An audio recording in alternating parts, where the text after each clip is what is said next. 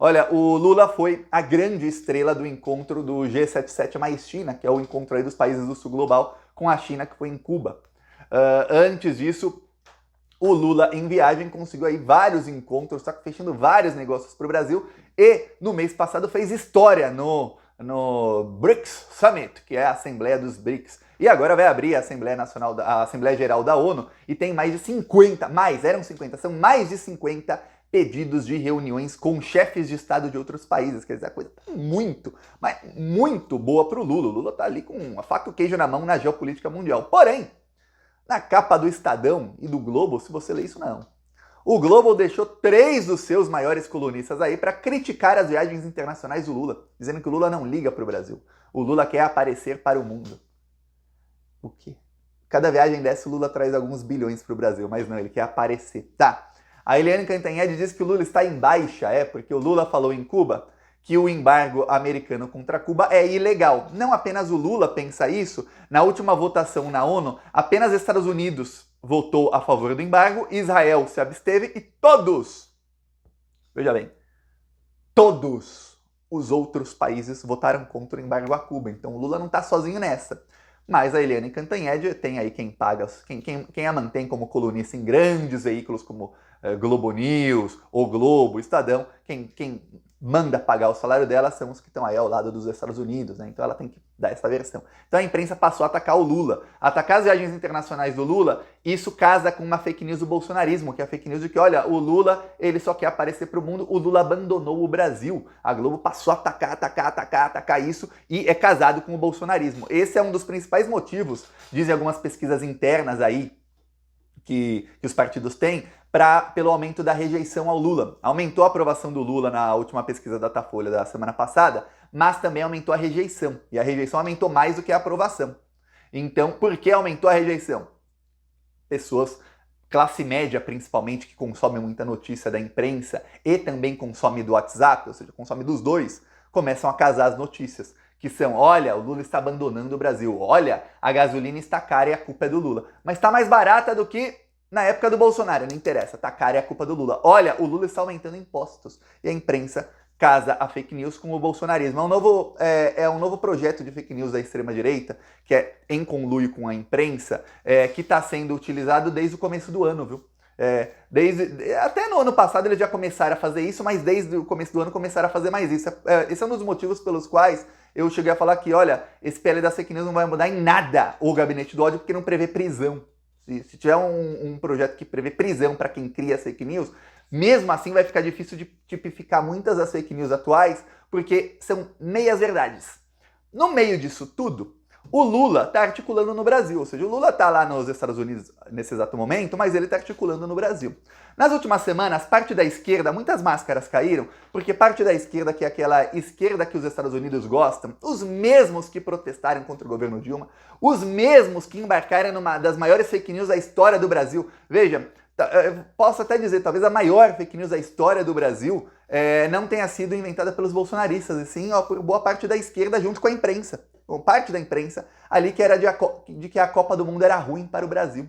A Copa do Mundo gerou 117 bilhões de reais em lucros, só em impostos, fora o resto, o lucro indireto, e custou 11 bilhões. Quer dizer, pô, não é todo dia aí que você consegue um negócio para lucrar mais de 100 bilhões aí.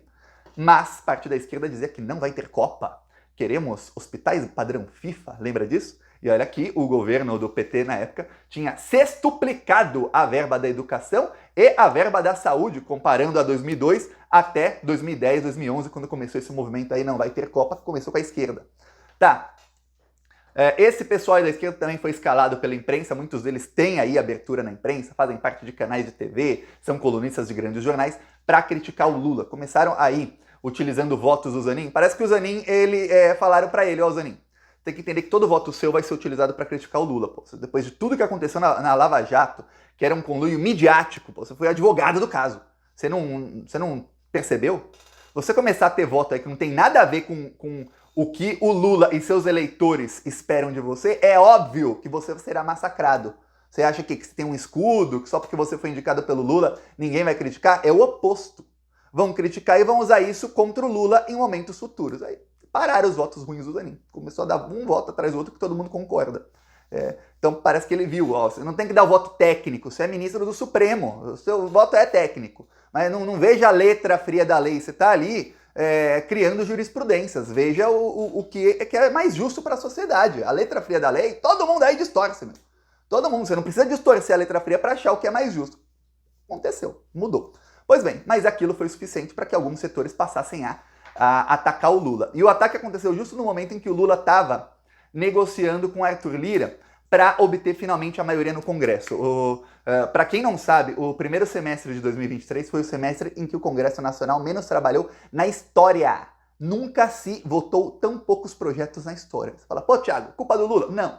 O Lula não tem maioria, o Lula estava ali no toma lá da cá, mesmo assim conseguiu aprovar o arcabouço fiscal e conseguiu, que é o novo teto de gastos, tá doendo aqui o meu olho, eu não sei porquê, e conseguiu também aprovar a reforma tributária, duas coisas ali importantíssimas. Acabar com o teto de gastos era a coisa mais importante. Pois bem, o Lula negociou, tirou a Ana Moser do Ministério do Esporte, colocou o Fufuca, que é filho também de um político aí, Fufuca, esse pessoal se mantém aí a mesma família, décadas, né?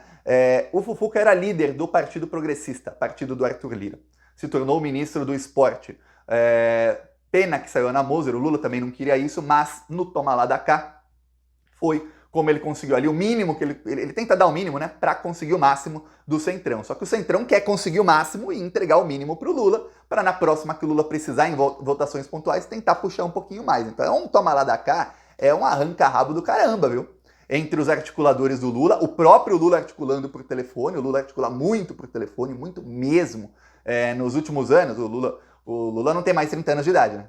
Então, apesar de ter muito pique e tal, mostrou isso na eleição, ele passou a fazer mais articulação por telefone nos últimos anos. Então ele está acostumado com isso. Então o Lula articulando muito, os seus assessores articulando muito ali, os ministros também, e conseguiu ali fazer também uma mudança no Ministério dos Portos, colocou o Republicanos no governo. Então Arthur Lira fez o anúncio, olha, hoje Partido Progressista e Republicanos estão no governo Lula, nós somos base do governo Lula, você não pode dizer, diz Arthur Lira, hein? Não se pode dizer que dois partidos que colocaram os seus líderes da bancada em dois ministérios não são base do governo. Obviamente são. Então o PT já falou, então a gente vai testar, né? Vamos ver se funciona. Toma lá da cá? O da cá já foi, agora vem o toma lá. Qual é o toma lá? O PT vai colocar para votar a lei que aumenta impostos dos super ricos.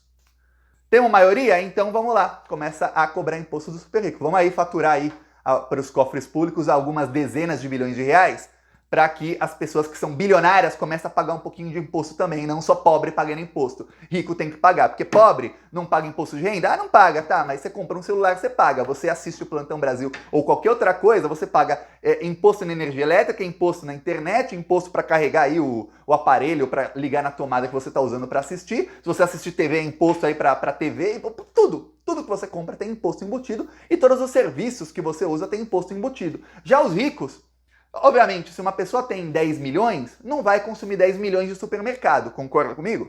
Se uma pessoa ganha R$1.000, vai gastar boa parte do seu salário em supermercado, em serviços, vai gastar todo o dinheiro em coisas que incidem aí 30, 35, 40% de imposto. Se a pessoa é muito rica, vai gastar uma porcentagem de dinheiro aí em comida, bebida, para o seu próprio sustento, e o resto muito em iates que não pagam imposto, em um monte de coisa que não paga imposto. E os investimentos de gente rica também não pagam imposto. Então, o PT vai mandar essa aí para testar o Arthur Lira. Então, o Arthur Lira vai ficar agora com a corda no pescoço, assim, entre as cordas, assim, epa, vou ter que entregar.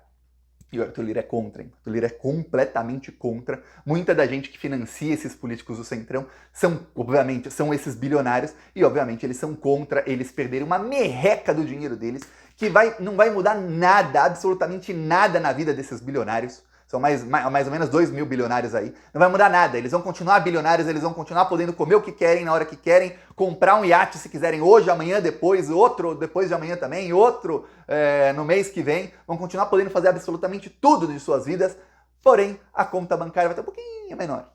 Mas eles não querem. Querem? Claro que não. Por quê? Porque o plano dos bilionários é que as pessoas pobres tenham cada vez menos. E se vai tirar deles para dar para as pessoas pobres, é ruim. para o plano deles de médio e longo prazo. Que quanto mais emprego tiverem as pessoas pobres, quanto mais empoderadas financeiramente estiverem as pessoas pobres, e olha, quando eu falo pessoas pobres, eu digo o seguinte: se você ganhar menos de 50 mil reais por mês, você está entre as pessoas mais pobres, porque no país mais desigual do mundo, que é o Brasil, as pessoas mais ricas são ali 1 ou 2% da população. Então, se você não tem nesse 1 ou 2%, tem ali uma outra porcentagem que são ricos, mas não são pobres. O resto, mas eu sou classe média alta, eu ganho muita grana, mas não é igual os bilionários. Você paga muito mais imposto, você é muito mais ferrado. Você fala, mas Thiago, eu ganho 30 mil por mês, mas é 30 mil por mês, mas quando um governo é economicamente ruim, ele te ferra 100 vezes mais do que ferra um bilionário. O bilionário continua, não muda nada na vida dele. Para quem ganha 30, 40, 50, imagina para quem ganha 5, 2, 3 mil por mês. É bem pior, né? Mas a sua vida piora muito quando a economia piora. Eu peço aí a sua inscrição no canal e seguiremos aqui na luta, viu? Falou!